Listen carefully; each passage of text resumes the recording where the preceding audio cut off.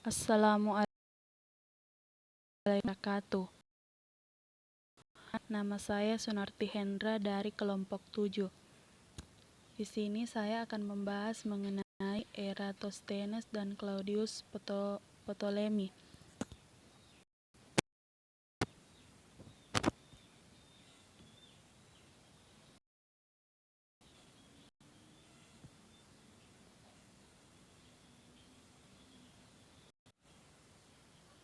Ahli matematika Alexandria yang karyanya dalam teori bilangan tetap signifikan adalah Eratosthenes 2706 sampai 194 sebelum Masehi. Eratosthenes lahir di Kiren, yang merupakan koloni Yunani di barat Mesir di bawah dominasi Ptolemeus. Pada suatu waktu, selama awal kehidupannya, dia belajar di sekolah Plato di Athena. Ketika berusia sekitar 30 tahun, Eratosthenes diundang ke Alexandria oleh Raja Ptolemeus III untuk menjadi guru bagi putra dan ahli warisnya. Kemudian ia menjadi kepala perpustakaan di museum yang dijabatnya selama 40 tahun terakhir hidupnya. Eratosthenes diakui sebagai sarjana terkemuka pada zamannya dan tidak diragukan lagi bahwa ia adalah orang yang paling terpelajar di zaman kuno. Ia juga menulis karya yang hanya tersisa beberapa fragmen dan ringkasan saja tentang geografi, filsafat, sejarah, astronomi, matematika, dan kritik sastra. Ia juga mengubah puisi. Eratosthenes diberi 2 julukan yang signifikan, mengingat berbagai minatnya yang luar biasa. Untuk menghormati pencapaiannya yang beragam, teman-temannya memanggilnya Pentatis, nama yang digunakan untuk juara dalam 5 pertandingan atletik.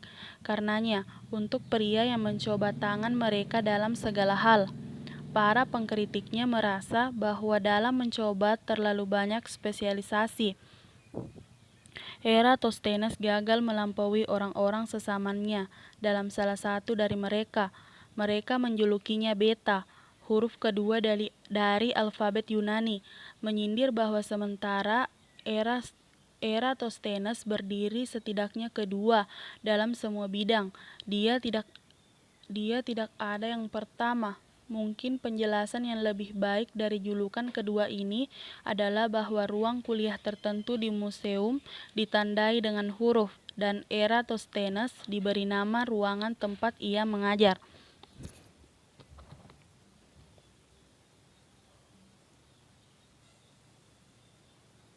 Selanjutnya yaitu saringan Eratosthenes. Saringan Eratosthenes merupakan salah satu teknik mencari semua bilangan prima yang kurang dari bilangan bulat n tertentu. Salah satu contohnya yaitu misalkan n sama dengan 100. N sama dengan 100. Selain Euclid, Eratosthenes adalah seorang matematika Alexandria yang bekerja dalam teori bilangan. Salah satu penemuannya yang menarik adalah saringan Eratosthenes. Teknik ini sebenarnya sangat mudah digunakan. Untuk contoh n sama dengan 100, langkah yang pertama, ada beberapa langkah untuk mencari bilangan prima dengan menggunakan teknik saringan Eratosthenes, yaitu yang pertama, tuliskan semua bilangan bulat dari 2 sampai dengan 100.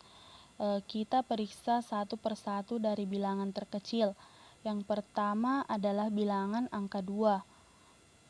Apakah 2 adalah apakah 2 termasuk bilangan prima? Jawabannya iya. Angka 2 merupakan bilangan prima karena hanya memiliki 2 faktor, yaitu 1 dan 2 itu sendiri. Setelah kita hilangkan semua bilangan genap dari daftar kecuali 2 itu sendiri, kecuali 2 itu sendiri, karena semua kelipatan 2 pasti memiliki lebih dari 2 faktor, yaitu 1, 2, dan bilangan itu sendiri. Setelah itu kita pindah ke angka 3.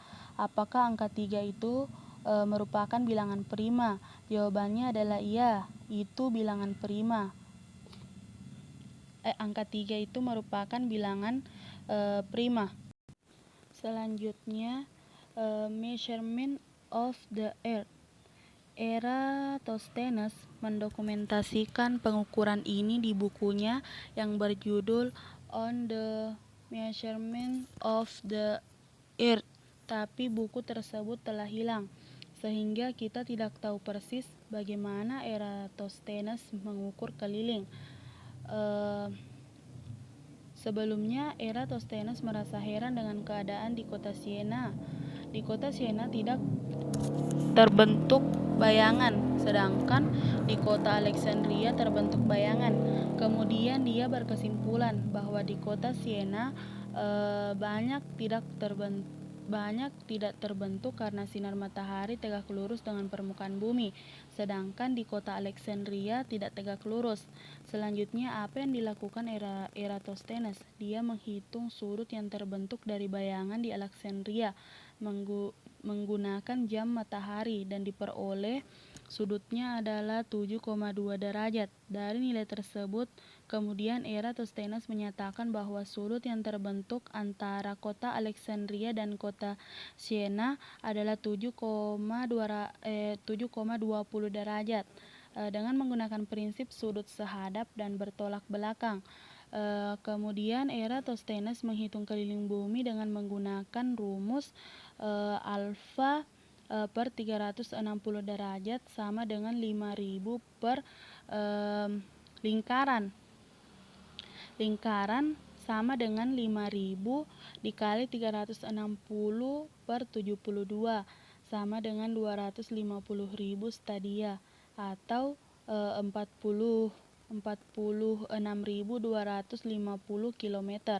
Perhitungan modern kurikulum bumi adalah 40.030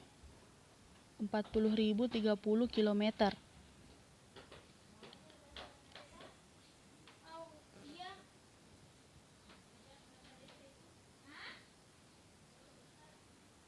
Claudius Ptolemy 100–170 sebelum Masehi.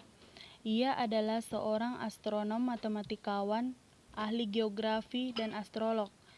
Dia telah menulis beberapa risalah ilmiah.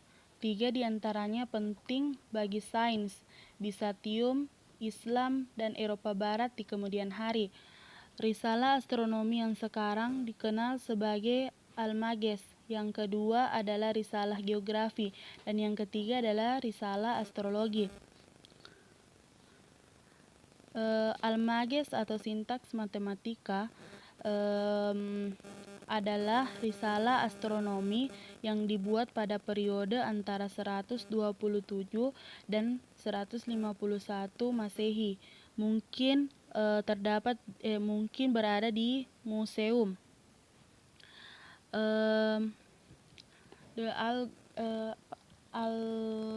Almagest atau Sintaks Matematika ini dipersembahkan kepada umum di Canopus, Mesir pada 147 atau 148. Model geosentriknya diakui sebagai kebenaran selama lebih dari 1000 tahun di Arab dan masyarakat Eropa. Almagest adalah sumber terpenting mengenai informasi tentang astronomi Yunani kuno. Almagest terdiri dari 13 buku, di mana pada buku tersebut Ptolemy menuliskan pendapat-pendapat dari para penemu-penemu sebelumnya tentang bidang astronomi. Selanjutnya itu Kamus Besar Ptolemy, sebuah karya yang memiliki pengaruh yang hampir sama besar pada abad-abad berikutnya seperti Almagest. Adalah Ptolemy Sintaksis Mirip Geografis atau Direktori Geografis, ditulis dalam 8 buku. Ini merupakan upaya untuk merangkum pengetahuan geografis dunia layak huni yang dikenal pada saat itu, yaitu benua Eropa, Asia, dan Afrika. Itu geografi disertai dengan kumpulan peta, peta umum dunia dan 26 lainnya yang menunjukkan detail wilayah. Ptolemeus mengembangkan caranya sendiri untuk mempresentasikan permukaan lengkung bumi pada permukaan bidang. Dia membagi keliling bola dunia menjadi 360 bagian atau derajat, sebagaimana mereka kemudian disebut, dan menutupi permukaan dengan jaringan meridian dan paralel. Dalam memilih meridium utama yang sewenang-wenang, Ptolemeus menggambar garis yang melewati paling barat Kepulauan Fortunet atau Kanarias, tetapi keliru kira-kira 7 dalam idenya tentang jarak pulau-pulau ini dari daratan. Pada peta dunianya, ia berusaha memproduksi pada permukaan kontur globe dengan mempresentasikan paralel dan meridian sebagai garis lengkung dengan meridian berkumpul ke kutub. Untuk peta wilayah yang lebih kecil, bingkai persegi panjang sederhana dianggap cukup. Sekilas tentang peta, Ptolemeus akan mengungkapkan gambaran yang agak menyesatkan tentang dunia yang diketahui.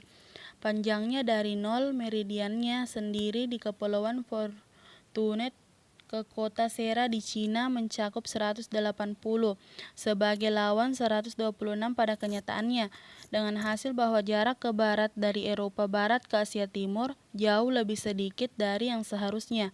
Dia tidak tahu apa-apa tentang bentuk semenanjung India, jadi Ptolemeus benar-benar merusak garis pantai selatan Asia, dan Pulau Ceylon dibesar-besarkan menjadi 14 kali ukuran aslinya. Dia entah bagaimana berasumsi bahwa daratan Tiongkok membentang jauh ke selatan dan kemudian ke barat hingga bergabung dengan pantai timur Afrika, sehingga menjadi Samudra Hindia sebagai laut yang terkurung daratan. Distorsi peta dunia Ptolemeus sebagian disebabkan oleh penolakannya terhadap perkiraan Eratosthenes tentang keliling bumi, dan pengadopsiannya atas perkiraan yang kurang tepat, yaitu 180.000 stadia. Angka ini terlalu kecil, hampir 5.000 mil atau sekitar seperempat dari jarak yang benar. Bagian utama dari geografi adalah gasiter lengkap dari sekitar 8.000 tempat, diatur berdasarkan wilayah dengan garis lintang dan bujurnya yang seharusnya. Meskipun Ptolemeus memberi kesan bahwa koordinatnya didasarkan pada pengamatan astronomis, ia sangat bergantung pada rencana perjalanan Romawi atau daftar resmi tempat pemberhentian di jalan raya. Sekian dari saya, kurang lebihnya mohon dimaafkan. Wabillahi taufiq wal hidayah. Assalamualaikum warahmatullahi wabarakatuh.